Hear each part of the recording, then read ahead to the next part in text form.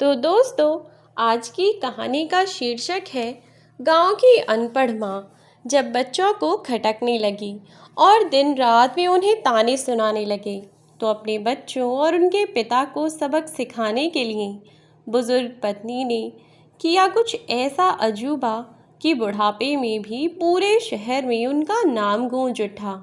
आखिर ऐसा क्या किया उस बुजुर्ग महिला ने? आइए जानते हैं इस कहानी में।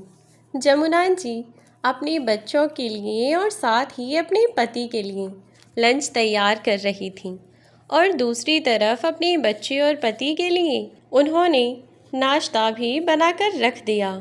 खाना बनाती बनाती वह अपने पति और बच्चों को आवाज़ देकर जगा आईं और उन्हें ऑफिस और स्कूल के लिए तैयार होने का भी कह दिया और उन्हें जगाकर ही जमुना जी नीचे आ गईं और अपनी किचन संभालने लगीं। इतने में ही उन्होंने अपना लंच रेडी किया और उनका नाश्ता बनाया। उतनी देर में उनके बच्चे और उनके पति तैयार होकर डाइनिंग टेबल पर आकर बैठ गए और डाइनिंग टेबल पर आते ही शोर मचाने लगे कि मम्मी भूख लगी है, जल्दी से खाने को दो। जमुना जी किचन से दोनों हाथों में प्लेट्स लेकर आईं और बोलीं, अरे बाबा, ला रही हूँ, थोड़ा तो सब्र किया करो, सब कुछ तुम्हें एक ही साथ चाहिए होता है। अरे थोड़ा वेट कर लो ना, ला रही हूँ खाना। अरे मम्मी, वेट ही तो नहीं हो रहा है ना, आप समझो थोड़ा, मुझे अपने कॉलेज के लिए लेट हो रहा है। छोटा बेटा भी अपने भाई का साथ देता हुआ बोला, हाँ मम्मा, प्लीज़ थोड़ा जल्दी करो। तब जमुना जी ने नाश्ते की प्लेट उनके आगे रख दी और बोली, बेटा, तुम्हें पता तो है ना कि मुझसे इतना जल्दी जल्दी नहीं चला जाता है। मेरे घुटनों में वैसे ही दर्द होने लगा है। और हाँ, दर्द से याद आया कि डॉक्टर को दिखाने जाना है, तो आज आप चल रहे हैं ना मेरे साथ? अपने पति विशेष जी से जमुना जी ने पूछा तो विशेष जी ने जवाब दिया, ठीक है, देखता हूँ, मुझे ऑफिस में ज़रूरी काम है, मेरा आना मुश्किल है, अगर पॉसिबल हुआ तो देखता हूँ। तब वह अपने पति से बोली, चलिए रहने दीजिए, कोई बात नहीं है, मैं मिंटू के साथ चली जाऊंगी। ठीक है बेटा, तू मुझे ले चलेगा ना डॉक्टर के पास?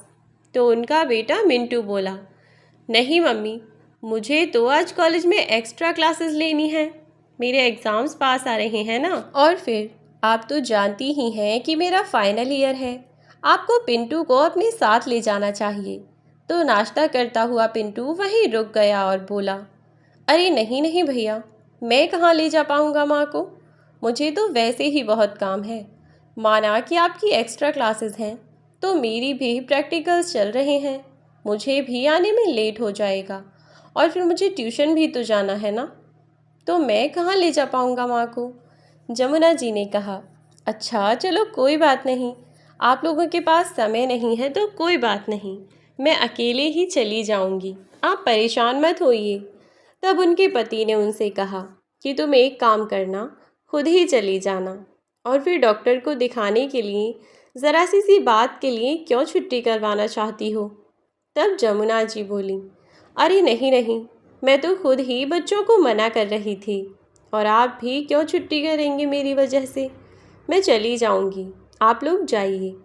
ऑफिस और बेटा, तुम दोनों अच्छे से मन लगाकर पढ़ाई करना, इधर उधर की बातों में ध्यान मत लगाना।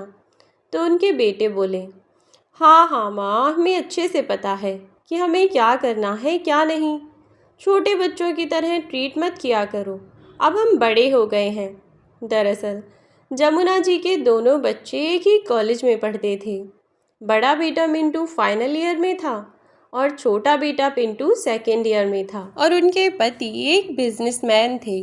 विशेष जी ने जमुना जी के कम पढ़े लिखे होने के कारण उन्हें कभी भी सम्मान नहीं दिया, और जमुना जी ने हमेशा ही उनके घर को संभाल कर रखा, संजो कर रखा, अपना बना कर रखा। परिवार में चाहे कैसी भी स्थिति आई हो, उन्होंने कभी भी अपने पति का साथ नहीं छोड़ा। लेकिन इसके विपरीत उनके पति विशेष जी, जो कि शहर में अच्छे खासे पढ़े लिखे इंसानों में से एक थे, उन्होंने शहर में अपना घर भी बना लिया था, और कम पढ़ी लिखी पत्नी मिलने के कारण हमेशा ही उन्होंने अपनी पत्नी का तिरस्कार किया, कभी भी उन्हें इज्जत नहीं दी। केवल पढ़ाई लिखाई कम होने की वजह से उन्होंने अपनी पत्नी को कुछ समझा ही नहीं, जबकि वे बेचारी घर का सारा काम करती, साथ ही अपने सास ससुर का ख्याल भी रखती और भी घर की जिम्मेदारियां निभाती।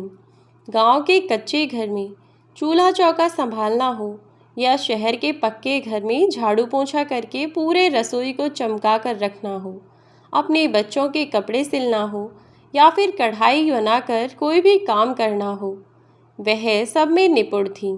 एक सुगढ़ गृहिणी की सारी आदतें उनमें थीं। लेकिन क्या करें, वह पंक्ति तो आपने सुनी ही होगी ना कि दुल्हन वही जो पिया मन भाई।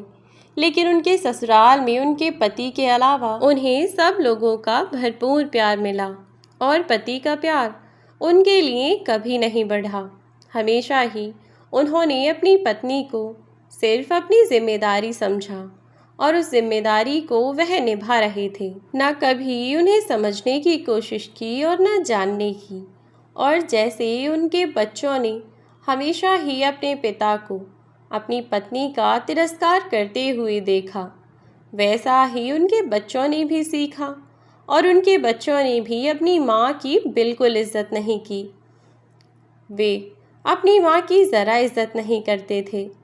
कहने को वह कभी उनसे बदतमीज़ी से बात नहीं करते थे, लेकिन कभी उनकी कोई बात मानते भी नहीं थे।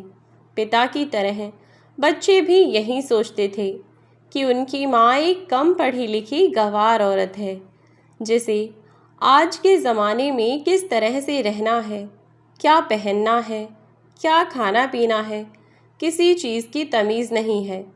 इसीलिए वह भी अपनी माँ की कोई बात नहीं मानते थे। ऐसे ही अब समय गुज़र रहा था और समय के साथ साथ जमुना जी के घुटनों की समस्या भी बढ़ रही थी। बेटे और पति में से कोई भी उनकी समस्याओं को सुलझाने वाला नहीं था, ना ही कोई और उनके बारे में सोचता था। समय बीतता रहा और बच्चों की पढ़ाई पूरी होने के बाद उन्होंने अपनी अपनी नौकरी भी लगा ली और नौकरी करने लगे। पहले नौकरी की, फिर अपने पिता के साथ अपना बिजनेस ज्वाइन किया। विशेष जी ने अपनी ही जानकार की 2 अच्छी लड़कियां देखकर उनके बेटों की शादी करा दी। शादी के बाद जमुना जी के घर में 2 बहुएं आ गईं, रीमा और सीमा। दोनों ही बहनें थीं और बचपन में ही उनकी माँ गुजर गई थी। इसीलिए माँ का प्यार कैसा होता है उन्होंने कभी देखा ही नहीं था। लेकिन जब से वह इस घर में आईं, तब से जमुना जी ने उन्हें कभी भी माँ की कमी महसूस नहीं होने दी। हमेशा उनकी माँ बनकर रहीं, कभी भी सास बनकर नहीं दिखाया। अपनी बहू को हमेशा ही सिखाती कि बेटा, तुम्हारा जो दिल आए तुम वह करो, अपनी संस्कार और संस्कृति को भी बनाए रखना। अपनी माँ की इस बात पर उनके बेटे और विशेष जी दोनों ही हंसने लगे और बोले, क्या माँ, फिर से आपने अपना लेक्चर देना शुरू कर दिया? हद है आपसे भी। पता नहीं आप अपने आप को समझती क्या हैं। ऐसे लगता है जैसे दुनिया का सारा ज्ञान केवल आपके ही पास है, बाकी तो सब यहाँ बेवकूफ़ बैठे हैं। किसी को कोई तमीज़ ही नहीं है कि क्या करना चाहिए क्या नहीं। पता नहीं क्या होगा आपका। अरे माँ, वे दोनों पढ़ी लिखी और मॉडर्न ज़माने की लड़कियाँ हैं। अब उन्हें कपड़े कैसे पहनने हैं, कम से कम यह तो आप उनको मत बताइए। तुम दोनों इनकी बातों को सीरियसली मत लेना, हम भी तो नहीं लेते। यह तो ऐसे ही कुछ भी बोल देती हैं। इतना कहकर तीनों बाप बेटे हंसने लगे। जमुना जी अपनी नई बहुओं के सामने पहली बार उनकी ऐसी बेइज्जती हुई थी। जमुना जी नीचे मुंह गड़ाकर अपनी बेटी और पति को खाना परोसकर वहीं पर उन्हें खाना परोसने में लगी रहीं। साथ ही में उन्होंने अपनी बहुओं को भी बिठा दिया था कि बेटा तुम भी साथ बैठकर खाना खा लो। जमुना जी की आंखें इस बात को सुनकर नम हो गईं और जब उन्हें एहसास हुआ कि उनके बेटे और उनके पति ने उनकी नई बहू के सामने भी उनकी बिल्कुल इज्जत नहीं रखी। अब वे दोनों क्या सोचेंगी उनके बारे में, सम्मान देंगी या फिर इन तीनों की तरह ही वे दोनों भी उन्हें अपने इशारों पर नाचाने के लिए तैयार रहेंगी। बस यह सब सोच कर के ही बेचारी परेशान थीं और उनकी आंखों से आंसू टेबल पर गिर गया, जिसे उनकी छोटी बहू ने देख लिया। छोटी बहू ने जब अपनी सास के आंसू देखे तो उसने फट से अपनी सास को अपने पास वाली चेयर पर बिठा दिया और बोली, अरे मम्मी जी, कमाल करती हैं आप भी। आप क्यों सबको खाना परोसती हैं? यहाँ सब लोग हैं ना, और फिर खाना तो बन ही चुका है। सब लोग अपने लिए खाना तो खुद भी कर सकते हैं ना। आप बैठिए और हमारे साथ बैठकर खाना खाइए, क्यों, है ना दीदी? तब बड़ी बहू बोली, हाँ हाँ बिल्कुल माँ जी, आप हमारे साथ बैठकर ही खाना खाइए, हमें भी बहुत अच्छा लगेगा। तब जमुना जी का दुख थोड़ा कम हुआ और वह अपनी बहुओं और बेटों के साथ बैठकर खाना खाने लगीं। इधर उनकी बहू को अब तक यह तो समझ आ ही चुका था कि जमुना जी के पति और उनके बेटे उनकी बिल्कुल इज्जत नहीं करते और ना ही वे उन्हें कुछ समझते हैं। लेकिन वह दोनों अभी नई नई थीं और इस बारे में भला क्या ही कर सकती थीं। जब रात हुई तो उन्होंने अपने पति से बात की, लेकिन उनके पति विशेष जी ने उनकी किसी भी बात को गौर से नहीं सुना और उनकी बात को अनसुना करते हुए जाकर अपने बिस्तर पर सो गए। अगली सुबह फिर से सबका वही रूटीन शुरू हो गया। दोनों बहन नहा धोकर तैयार हो गईं और उन्होंने घर में बहुत ठीक ठाक कपड़े पहने। दरअसल जमुना जी के 2 बेटे और 1 बेटी थी। ना ही तो दोनों बेटों में से कोई एक भी उन्हें कुछ समझता था और ना ही उनकी बेटी ही उन्हें कुछ समझती थी। उसकी माँ उससे यदि किसी चीज़ के लिए मना करे तो वह उस काम को बहस से किया करती थी। उसे अपनी माँ की कोई परवाह ही नहीं थी, ना ही सोचती थी कि वह जो कह रही हैं उसके भले के लिए कह रही हैं, बल्कि उसे तो लगता था कि उसकी माँ गंवार है, बेवकूफ़ है, वह जो भी कह रही हैं कहने दो, उसकी बातों का कोई मोल नहीं है। ऐसे ही वे दोनों बेटे और उनके पति थे। उनके पति के कारण ही उनके घर में यह सब हो रहा था।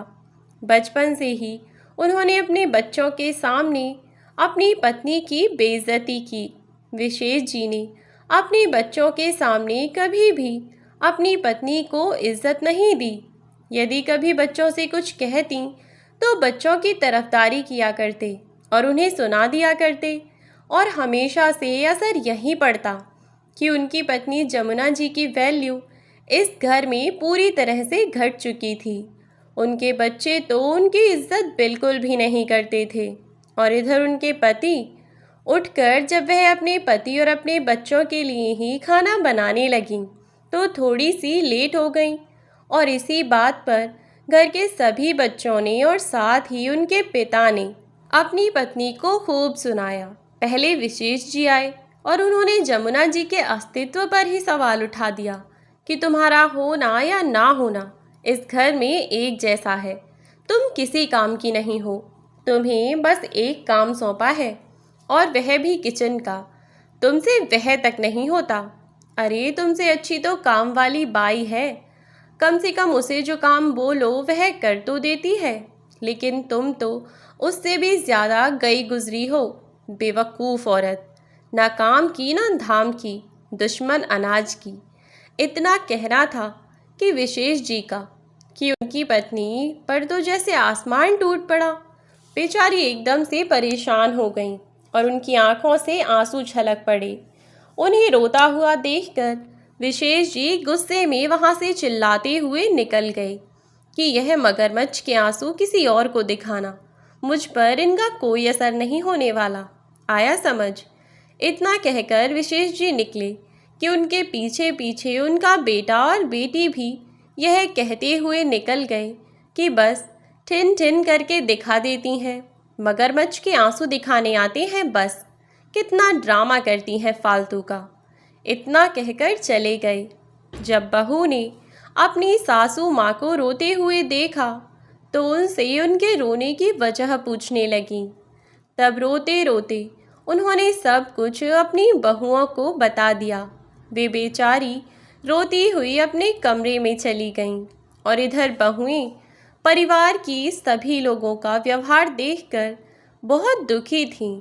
उन दोनों की बेशक माँ नहीं थी, लेकिन दोनों ही बहन बहुत आदर्शों वाली थीं। शहर में रहकर भी खुद को मॉडर्न बनाने के साथ साथ उन्होंने अपने पिता के दिए हुए संस्कारों का भी पालन किया। परिवार में सभी की इज्जत किया करती थीं, सबसे प्यार और सम्मान से बात करती थीं। जमुना जी की बहू मॉडर्न और संस्कारी भी थीं। वे अपने ससुर, ननद और हस्बैंड के साथ कहीं बाहर ऑफिशियल पार्टी में जाती तो उसी तरीके से रहा करती थीं, लेकिन घर में हमेशा ही जैसे उनकी सास रहती थीं वैसे ही रहा करती थीं। अब जब यही सब देखते देखते उनकी बहुओं को काफ़ी दिन गुजर गए और उन्होंने नोटिस किया कि उनकी सास की उस घर में कोई वैल्यू नहीं है, जिसे देखो वह सुना जाता है। और एक दिन तो हद ही हो गई। जमुना जी ने विशेष जी के कपड़े धोए तो उनमें तो गलती से किसी ने सफ़ेद कपड़ों में रंगीन कपड़ा डाल दिया, जिसकी वजह से उनके सारे कपड़े खराब हो गए। इस बात को लेकर विशेष जी ने जमुना जी को दुनिया भर की बातें सुना दीं और उनसे बोले कि तुम्हें रहने सहने की कोई तमीज़ ही नहीं है, एकदम अनपढ़, जाहिल और गंवार औरत हो। मेरे माँ बाप ने पता नहीं क्या सोचकर तुम्हें पसंद किया था और मेरे गले में टांग दिया। जिस दिन से शादी हुई है उस दिन से ही पछता रहा हूँ। तुम्हें तो कोई काम धाम आता नहीं, बस तुम्हें करना ही क्या होता है, यह घर के काम ही तो करती हो, और उसमें भी आधे काम तुम ऐसे बिगाड़ कर रख देती हो। Useless lady. जब वह उन कपड़ों को उठाने लगीं तो विशेष जी ने उनका हाथ पकड़ लिया और नौकरानी को कहा कि वह कपड़े उठाकर ले जाए, और साथ ही उस नौकरानी के सामने ही उन्होंने जमुना जी को बहुत सुनाया कि तुझसे तो अच्छी यह नौकरानी है, कम से कम इतनी तमीज़ तो है कि कैसे काम कैसे करने चाहिए। तुझे तो इसके जितनी भी तमीज़ नहीं है, तू तो इस घर की नौकरानी बनने के भी लायक नहीं है। पता नहीं कैसे बहुरानी बना दिया। जब बड़ी बहू ने यह सब सुना तो उसे बहुत बुरा लगा, जबकि उसने सुबह देखा था कि वह रंगीन कपड़ा किसी और ने नहीं बल्कि उसकी ननद ने डाला है। रोती रोती जमुना जी ने कहा भी था कि मैंने कोई रंगीन कपड़ा नहीं डाला, शायद किसी बच्चे ने गलती से डाल दिया होगा। लेकिन विशेष जी तो उनकी बात सुनना ही नहीं चाहते थे। वह तो उन पर चढ़ बैठे और बस उन्हें सुनाते रहे। जबकि बड़ी बहू ने भी कहा था कि पापा जी मम्मी जी को इतना मत सुनाइए, आप सर्वेंट के सामने उन्हें कुछ भी कह रहे हैं। और फिर यह कपड़ा मम्मी जी ने नहीं डाला, सच में दीदी ने ही डाला था। तो विशेष जी ने अपनी बहू से कहा, अरे बेटा तुम इसकी तरफदारी मत करो, मुझे पता है कि गंवार औरत ने तुम्हें अपनी बातों में उलझा रखा है और तुम समझती हो कि यह बहुत दिमागदार है, पर सच में यह पागल है, पागल। तुम इसके लिए मुझसे झूठ मत बोलो, क्योंकि मुझे झूठ बिल्कुल भी बर्दाश्त नहीं है। इतना कहकर विशेष जी वहाँ से चले गए और जमुना जी रोने लगीं। जाने किन कर्मों की सज़ा मिल रही है मुझे। हे ईश्वर, मैंने तो अपने पूरे जीवन में कभी किसी का बुरा भी नहीं किया, तो उसके लिए मुझे इतनी बड़ी सज़ा तो नहीं मिलनी चाहिए। यदि मैंने अनजाने कोई गलती की भी हो तो जीवन भर मैंने केवल इन लोगों के बारे में सोचा, लेकिन फिर भी इनमें से कोई एक भी मेरे बारे में नहीं सोचता। सब के सब अपनी अपनी ज़िंदगी में खुश हैं। किसी को गंवार लगती हूँ तो किसी को अंधविश्वासी, यहाँ तक कि इन्हें मेरी पूजा पाठ से भी परेशानी है, मेरे पहनने ओढ़ने से परेशानी है। जाने मैं इस घर में क्यों हूँ। तब उनकी बहू ने उन्हें संभाला और चुप कराते हुए कहा, मम्मी जी, हर किसी का इस जहाँ में आने का कोई ना कोई मकसद ज़रूर होता है, आपका भी कोई मकसद ज़रूर होगा। और फिर अपनी खूबियाँ सब में अलग अलग होती हैं। अब आप दीदी को ही देख लीजिए, फैशन डिज़ाइनिंग के अलावा उन्हें आता ही क्या है। या फिर मैं आपके बेटे की ही बात करूं, ऑफिस संभालने के अलावा वह कुछ नहीं कर सकते, और जिस फील्ड में वह काम कर रहे हैं ना, वह केवल उस फील्ड में काम कर सकते हैं। अगर उनसे कुछ और पूछ लिया जाए तो हाथ खड़े कर देंगे। बिल्कुल वैसा ही हिसाब पापा जी और छोटे भैया का भी है। लेकिन आपको केवल पढ़ाई ही तो नहीं आती, उसके अलावा आप बहुत कुछ करती हैं। क्या नहीं करती हैं आप? घर में कुक की ज़रूरत हो या मेड की, उसे आप पूरा करती हैं। हाउस होल्ड मैनेजमेंट का सारा काम आप देखती हैं। कब किसके लिए कौन सी चीज़ चाहिए आपको पहले से ही पता होता है। यहाँ तक कि आप सबके लिए समय से पहले तैयार रहती हैं। घर गृहस्थी के सारे कामों में आपके आगे भला कौन है? कढ़ाई हो, सिलाई हो या बुनाई हो या कोई और काम, आप सब कुछ कर सकती हैं। और माँ, सच्चाई तो यह है कि यह लोग एक घरेलू महिला को या उसके काम को कुछ समझते ही नहीं हैं। मैं कहती हूँ कि जो ऑफिस का काम करते हैं उसमें वह कौन से पहाड़ तोड़ते हैं। मैं भी ऑफिस गई हूँ और मैंने देखा भी है। मैं मानती हूँ बहुत सारी जिम्मेदारियाँ होती हैं, लेकिन ऐसा तो काम नहीं करते जिसकी वजह से उन्हें इतना गुस्सा आए कि यह घर पर आकर अपना सारा गुस्सा निकाल दें। मैं भी पढ़ी लिखी हूँ और सब समझती हूँ, लेकिन यह लोग आपको नीचा इसीलिए ही दिखाते हैं क्योंकि इन्हें अपने घर में फुल टाइम मेड चाहिए जो उनके सारे काम करती रहे और उफ तक ना कहे। और सबसे बड़ी बात तो यह है मम्मी जी कि आपने खुद इन लोगों को इस सब की आदत डाली है। वक्त से पहले यदि किसी के लिए तैयार रहो तो इंसान आपकी कदर कभी नहीं कर सकता, फिर चाहे वह बेटा हो, बेटी हो या आपका पति ही क्यों ना हो। इंसान को ना कहना भी आना चाहिए। यदि आप ना कहना सीख जाएं तो बहुत अच्छा है। आपकी तबीयत खराब हो या आपका मन ना हो, आप हमेशा ही हम सबके लिए काम करती रहती हैं। पापा जी को और भाइयों को संडे के दिन छुट्टी मिल जाती है, लेकिन आपकी तो संडे के दिन डबल ड्यूटी लग जाती है। ऐसे में किसकी वैल्यू ज़्यादा होनी चाहिए? आप बताइए। उस इंसान की जो ऑफिस के एक कमरे में मज़े से बैठा बैठा ऑर्डर चलाता है पर पैसे कमाने का पूरा एहसान दिखाता है, घर की औरतों को पांव तले दबाकर रखना चाहता है, या उस इंसान का जो उनके सुख दुख में हमेशा उनकी भागीदारी रही, किसी भी हालात में किसी भी सिचुएशन में उनका साथ दिया। और पापा जी हमेशा से तो इतने अमीर नहीं रहे होंगे ना मम्मी जी, आपने उनका तब भी सपोर्ट किया होगा, उनका साथ भी दिया होगा। तब जमुना जी ने अपनी बहू को बताया कि जब वह और उनके पति अपने बड़े बेटे के साथ शहर में आए थे तब उनके पास कमाई का कोई जरिया नहीं था। वह पहले एक छोटी सी कंपनी में नौकरी करते थे। उनका हाथ बटाने के लिए जमुना जी घर पर ही कपड़ों की सिलाई किया करती थीं, और शहर जैसी जगह में नौकरी से ज़्यादा अच्छी कमाई अपने हाथ की कारीगरी से की जा सकती है। बिल्कुल वैसा ही था वहाँ भी।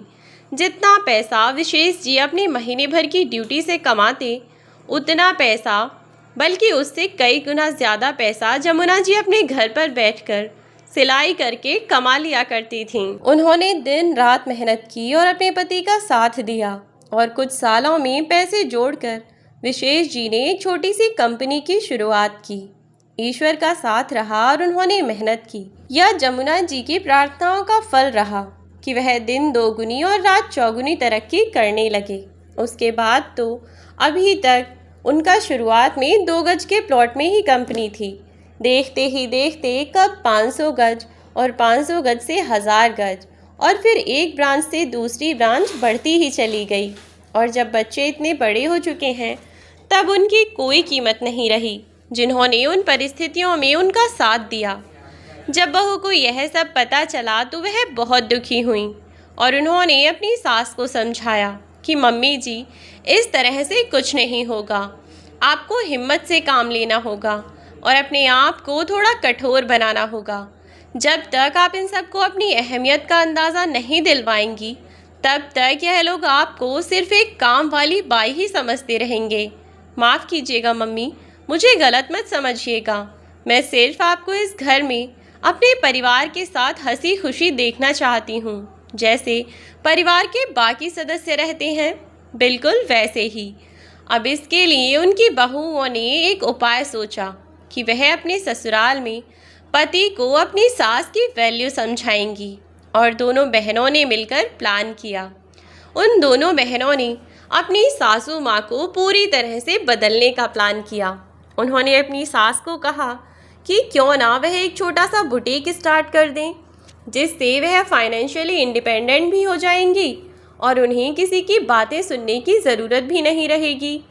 और घर भी सभी लोगों को उनकी अहमियत भी घर पर पता चल जाएगी। पहले तो उन्होंने इस बात के लिए मना किया, लेकिन जब बहुओं ने बार बार समझाया तो आखिरकार वे मान गईं। और अब बुटीक के लिए पैसे कहाँ से आते? कुछ पैसे जो बड़ी बहू और छोटी बहू को उनकी शादी के समय पर शगुन में मिले हुए थे। कुल मिलाकर उनके पास इतने रुपए हो गए कि वे बुटीक तो खुलवा ही सकें। जब उन्होंने अपनी सास को बुटीक खुलवा दिया तो सभी लोगों के तेवर बदल गए। बेटी बेटे नहीं, कैसे संभालेंगी बेचारी, इन्हें तो कुछ आता जाता ही नहीं है। विशेष जी ने भी हंसते हुए कहा, अरे जमुना, तुम तो खामखा हाथ पैर मार रही हो। तुम्हें चाहिए ही क्या? खाना पीना, पहनने के लिए कपड़े, सब कुछ तो तुम्हें मिल ही जाता है ना, फिर किस चीज़ की कमी है तुम्हें? तो जमुना जी ने कहा, सम्मान की कमी है। सबसे ज़्यादा कमी मुझे सम्मान की और मान की है, जो आप लोगों से मुझे कभी नहीं मिला। मेरा आत्मसम्मान खो जाने के बाद आप लोगों ने मेरा मान सम्मान भी मुझसे छीन लिया। वह बच्चे जिन्हें अपने माँ बाप का ख्याल रखना चाहिए, वे बच्चे उल्टा मुझे ही बातें सुनाते हैं। क्यों आखिर? इसमें मेरे बच्चों की भी क्या गलती है? जब उनके सामने उनके पिता ने ही कभी मेरा सम्मान नहीं किया तो भला वे क्यों करने लगे? लेकिन बस, अब बहुत हुआ, इससे ज़्यादा मैं सहन नहीं कर पाऊँगी। अब मेरी बर्दाश्त की हद ख़त्म हो गई है। अब मुझे भी अपना सम्मान प्यारा है। मैं अब यह काम पैसा कमाने के लिए नहीं, बल्कि सम्मान कमाने के लिए करना चाहती हूँ। और फिर अब मुझे किसी चीज़ की परवाह नहीं है, जो होगा देखा जाएगा। अब तो जमुना जी ने भी कमर कस ली और उनकी दोनों बहुएं, उन्होंने उनका हर कदम पर साथ दिया। घर वालों ने उनका बहुत मजाक बनाया, पर इन सब चीज़ों को नज़रअंदाज करते हुए उन्होंने सिर्फ अपनी बहुओं की सुनी। जैसे बेटे होने चाहिए थे, वैसी बहुएं मिलीं। लेकिन जैसी आज के ज़माने में बहुएं होती हैं, वैसे ही उनके अपने बेटे थे। यूं ही समय बीत रहा था और उनके बुटीक पर ऐसा कोई ख़ास काम नहीं आ रहा था।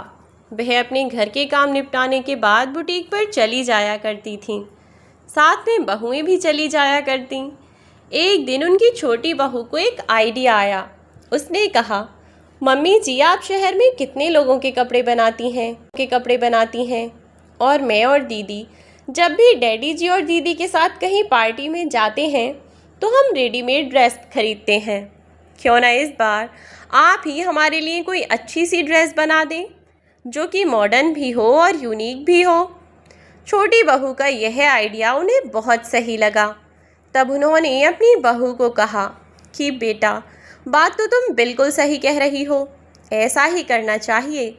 अब मैं एक काम करती हूँ, इस बार जिस फंक्शन में तुम जाओगी ना, उसके लिए तुम दोनों की ड्रेस मैं ही तैयार करूँगी और आप अपनी उस नकचढ़ी ननंद को मार्केट ले जाना और उसकी पसंद की ड्रेस दिलवा लाना। फिर देखते हैं कि कौन ज़्यादा खूबसूरत लगता है। वैसे भी मेरी बहुएं तो चांद का टुकड़ा हैं। ऊपर से मैं ड्रेस ऐसी बनाऊंगी कि पूरी पार्टी में सिर्फ तुम नज़र आओगी। ऐसा ही हुआ भी। कुछ ही दिनों बाद विशेष जी ने अपनी बहुओं और बेटों को कहा कि उन्हें एक बड़ा ऑर्डर मिल सकता है और जिस क्लाइंट से उन्हें ऑर्डर मिल सकता है, उस क्लाइंट ने ही आज अपने घर पर पार्टी में उन्हें विद फैमिली बुलाया है और इसीलिए उन सब लोगों को साथ जाना है। दोनों बहुओं ने अपनी सास को यह बात बता दी। तब जमुना जी ने दिमाग, समय और पैसा खर्च किया और अपनी बहुओं के लिए बेहद खूबसूरत ड्रेस बनाई, जो कि मॉडर्न होने के साथ साथ भारतीय संस्कृति को भी फॉलो कर रही थी और जिनमें उनकी बहू भी पूरी तरह से कंफर्टेबल थीं। वास्तव में जमुना जी ने ऐसी ड्रेस बनाई कि जब उनकी बहुएं उस पार्टी में वह ड्रेस पहनकर पहुंचीं तो वे दोनों सबसे अलग दिख रही थीं, बेहद खूबसूरत लग रही थीं। जब उनकी वह ड्रेस वहाँ पार्टी में कुछ और लेडीज़ों ने नोटिस की तो उन्होंने उनसे पूछा कि तुम अपनी ड्रेस कहाँ से लेती हो, या तुमने यह ड्रेस कहाँ से ख़रीदी है, किस मॉल से। तब उन दोनों ने मना कर दिया कि यह ड्रेस हमने किसी मॉल से नहीं खरीदी बल्कि सिलवाई है। हमारी टेलर बहुत ही टैलेंटेड और कलाकार हैं।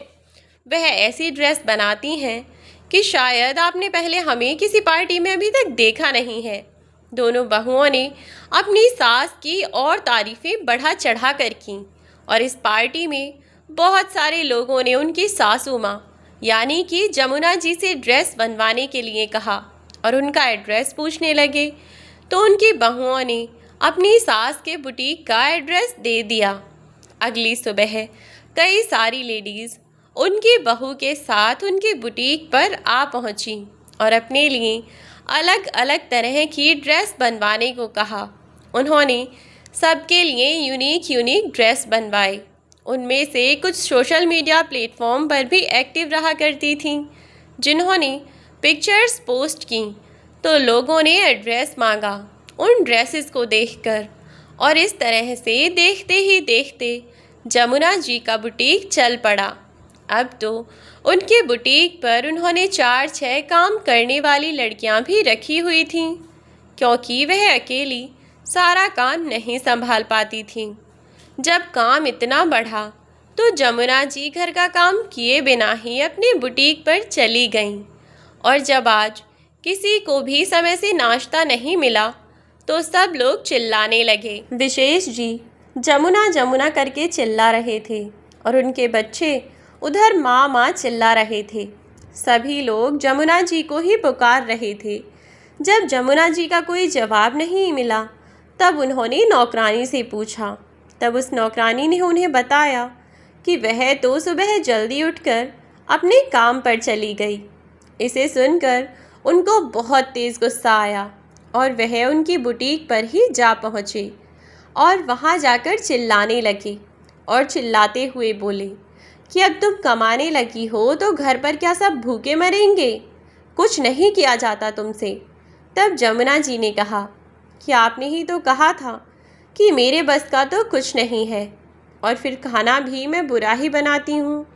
आप ही तो कुछ दिन पहले कह रहे थे ना कि घर में एक कुक लगा लेना चाहिए, मुझे खाना बनाने की तमीज़ नहीं है।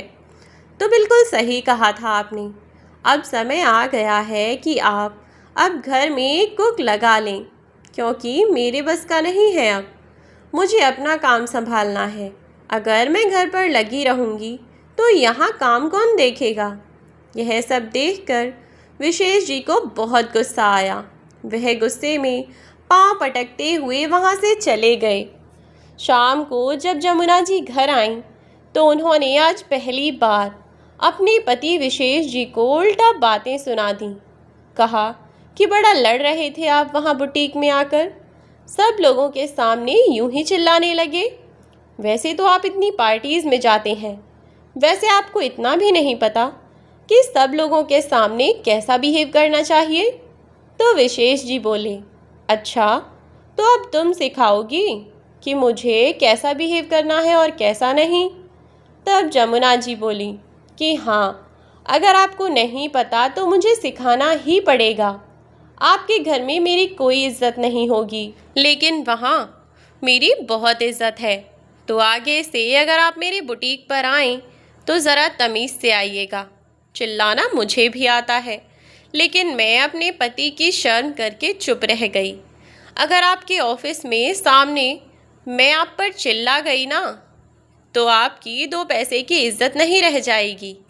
उनकी नज़रों में आज पहली बार अपनी पत्नी के मुंह से उल्टा जवाब सुनकर विशेष जी अवाक रह गए और उनकी ओर देखते रह गए। और वह अपने कमरे में चली गईं। तब उनकी सर्वेंट झाड़ू पोछा और बर्तन करके चली गई। अब उन्होंने कुक भी रख ही लिया था, लेकिन उन सबको तो अपनी माँ की और अपनी पत्नी की आदत थी ना। हर चीज़ लेकर वे उनके आगे पीछे जो घूमती रहती थी, खाना लाकर देती। अब यह तो कोई नौकर नहीं कर सकता था और ना ही कुक करता। कभी कुछ हो जाता तो कभी कुछ हो जाता। विशेष जी का बहुत नुकसान पर लगा हुआ था। इधर इन्होंने कुक लगाया और एक फुल टाइम मेड भी लगाई, तो दोनों का ही खर्चा बढ़ गया। ऊपर से आए दिन कुछ ना कुछ घर में तोड़ते ही रहते थे और उनके घर की सभी चीज़ें बहुत कीमती थीं। साथ ही एक दिन उन्होंने काम वाली बाई को, जिसे नया रखा था, वह उनके घर से लाखों रुपए लेकर भाग गई, जिसका उन लोगों को बहुत अफसोस हुआ। इसीलिए वे सब ही अपनी गलती पर पछता रहे थे कि बिना बात ही हमने माँ को उनका एविल साइड दिखाने पर मजबूर कर दिया। जब विशेष जी डाइनिंग टेबल पर बैठकर खाने को देखते हुए अपनी पत्नी को कोस रहे थे, तब उनके बच्चों ने यह बात कही कि पापा, माँ तो बहुत सही थीं, उन्होंने हमेशा ही हमारा ख्याल रखा और आपका भी, लेकिन हम सब ने ही अपनी बदतमीज़ी के कारण उन्हें उनका एविल साइड दिखाने पर मजबूर कर दिया। और अब जब उनके पास कोई रास्ता ना रहा तो वे बेचारी क्या करती। मुझे लगता है कि माँ ने यह सब हमें सबक सिखाने के लिए ही किया था। मगर ऐसा है अगर, तो हमें एक बार चलकर ज़रूर देखना चाहिए पापा। क्या पता हम माँ से माफ़ी मांगें तो वह हमें माफ़ कर दें और फिर से पहले जैसी बन जाएं। तब शाम को जब जमुना जी घर लौटी तो उन्होंने देखा कि उनकी बेटी, उनके दोनों बेटे और उनके पति उनसे बात करने के लिए एक लाइन में खड़े थे। उन्हें देखते ही उनके बच्चे तो हाथ जोड़कर उनसे माफ़ी मांगने लगे कि माँ, हमें माफ़ कर दो, हमने आपके साथ बहुत गलत बर्ताव किया है। हम सब आपसे हाथ जोड़कर माफ़ी मांगना चाहते हैं। लेकिन जैसे ही विशेष जी हाथ जोड़ने लगे, जमुना जी ने उन्हें रोक दिया और कहा कि क्यों आप मुझे पाप का भागी बनाना चाहते हैं। मैंने तो आप सबको माफ़ कर दिया, लेकिन मैं अब अपना सम्मान बनाए रखना चाहती हूँ। इसीलिए मैं यह काम तो नहीं छोड़ सकती, लेकिन हाँ, पहले की तरह अपना घर भी संभालूंगी, जिसमें मेरी यह दोनों बेटियाँ मेरी मदद करेंगी। उन्होंने अपनी छोटी बहू और बड़ी बहू को गले लगाते हुए कहा। पूरे परिवार में खुशी का माहौल छा गया और सब लोग खुश हो गए और ऐसे ही हंसी खुशी एक साथ रहने लगे। जमुना जी को उनकी बहुओं के कारण उनका सम्मान वापस मिला और अब वह अपने पूरे परिवार में पूरे हक और सम्मान के साथ खुशी खुशी अपना जीवन बिता रही हैं।